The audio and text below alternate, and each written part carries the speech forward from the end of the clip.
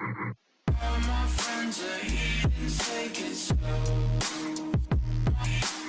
Wait for them to ask you who you. Et yo, salut les gens. Alors aujourd'hui on se retrouve pour une première vidéo de la Sombre Flotte et ça fait très plaisir d'avoir l'honneur de vous présenter la chaîne. Moi c'est Ezra et vous l'aurez compris, on sera plusieurs dans cette flotte, donc c'est-à-dire qu'il y aura plusieurs personnes qui vous présenteront des vidéos à tour de rôle. On verra comment on s'organise, on ne sait pas encore. Ce qui est sûr, c'est qu'il y aura des théories, des best-of et autres, des analyses de chapitres entre autres. Du coup, sans plus attendre, on commence sur notre vidéo sur Kid. C'est parti. Alors dans cette analyse, on va surtout développer autour du bras de Kid, avec des éléments qui nous ont été dévoilés dans le chapitre 928, donc le dernier chapitre. Alors d'abord, il y a une rumeur qui est balancée par Caribou, qui parle à Luffy, puisqu'il veut s'allier avec Luffy pour s'échapper de la prison, et donc Luffy lui dit va t'allier avec Kid. Du coup Caribou répond, il lui dit non, mais il a une mauvaise réputation, etc. Il s'est fait couper le bras par un des commandants de Big Mom. Et là, Kid débarque et met les choses au clair.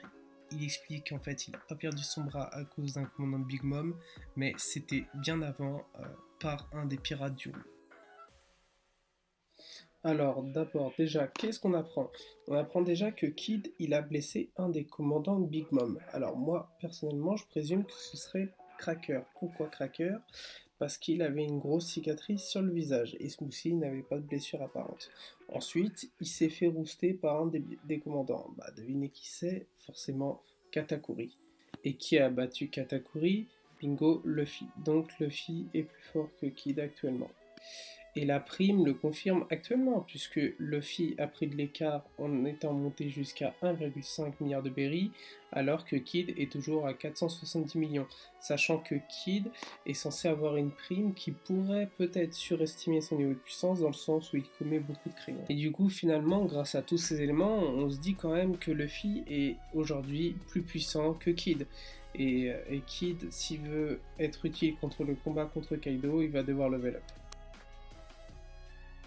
Maintenant, au niveau du scénario pour Wano Kuni, il a souvent été répété qu'il pourrait avoir un affrontement à plusieurs contre Kaido, mais finalement, est-ce que Kid il est assez puissant pour réellement se battre contre Kaido? Et est-ce que là il n'y a pas un écart qui va être trop élevé? Si déjà il est moins fort que Luffy et que Luffy il se fait rafaler en un coup par Kaido, il y a un gros souci. On peut aussi faire un parallèle avec le scénario de Dressrosa. Luffy s'était allié avec l'eau, mais au final, même si l'eau avait porté des coups conséquents pour Doflamingo, c'est quand même Luffy qui a fait tout le taf et qui s'est retrouvé à corriger Doflamingo et qui l'a fait tomber. Du point de vue d'une alliance. Alors, est-ce qu'il pourrait avoir une alliance? Déjà, on voit qu'entre Luffy et Kid, il y a clairement une opposition. Malgré tout, il y a quand même ce but commun et on voit dans une des bulles du chapitre, ça va être un peu la compétition pour battre Kaido. Donc, il se pourrait que ça soit une alliance, mais en même temps pas vraiment quelque chose un peu désorganisé, du coude à coude et finalement que ça soit pas réellement productif. Et il y a aussi le fait qu'il n'est peut-être pas assez puissant. Maintenant, qui a privé Kid de son bras? D'abord, on suppose que c'est pas Shanks. Il a clairement été précisé que c'était contre les pirates de Roux qu'il a perdu son bras. Et Oda, vu comment il fait dans le détail, on sait du coup que c'est pas Shanks. Sinon, il aurait précisé Shanks, tout simplement. Maintenant, par rapport à son bras, qu'est-ce qu'on peut supposer? Déjà, on peut supposer qu'il a été coupé. Du coup, coupé, comment on coupe un bras avec une épée? Qui sont les épéistes dans l'équipage de Shanks? Alors, Shanks est le premier épéiste, mais on a vu que c'était probablement pas lui. Et dans les 5 premiers membres que l'on connaît déjà de l'équipage de Shanks, il n'y a pas d'épéiste. Alors, comment on pourrait retrouver un épéiste? À Marineford, il y a l'équipage qui a été comme ça affiché de face, et on a cet homme. Cet homme, on ne connaît rien de lui, mais on sait déjà qu'il est épéiste. Et peut-être que c'est intéressant de retenir sa tête, parce que là, on est à Wano Kuni. La notion d'épée et de sabre, elle sera très présente, et peut-être qu'on verra une apparition de cet homme-là à Wano Kuni, à voir.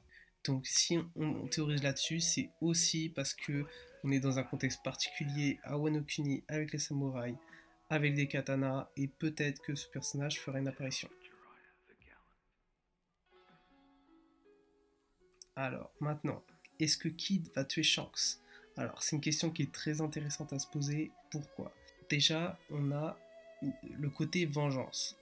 Kid maintenant a une raison de vouloir se venger et de tuer Shanks. Pourquoi on se dit ça? Déjà, il y a un parallèle à faire au niveau de l'apparence.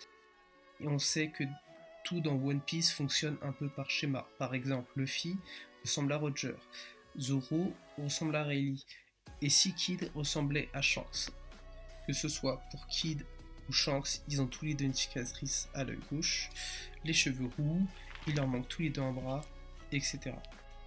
Alors ça peut paraître un peu fou, surtout quand on compare leur niveau de puissance respectif, il y a un écart qui est encore beaucoup trop élevé, mais réfléchissez-y un peu. Est-ce que cette question elle vaut pas le coup d'être posée?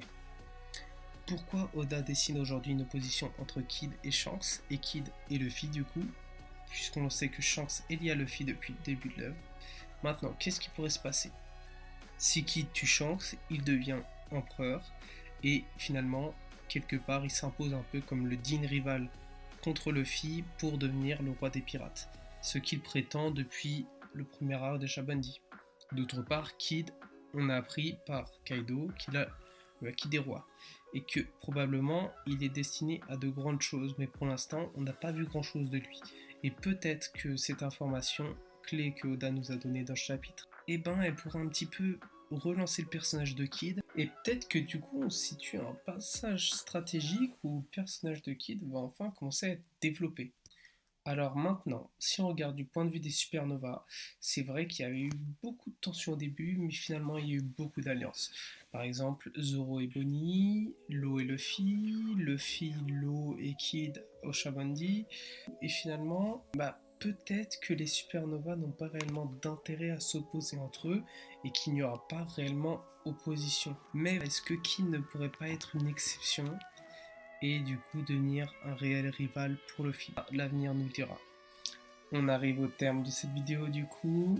Lâche un like, un com, abonne-toi, n'hésite pas à nous rejoindre sur Discord et je te dis à très vite pour une prochaine vidéo. Bye.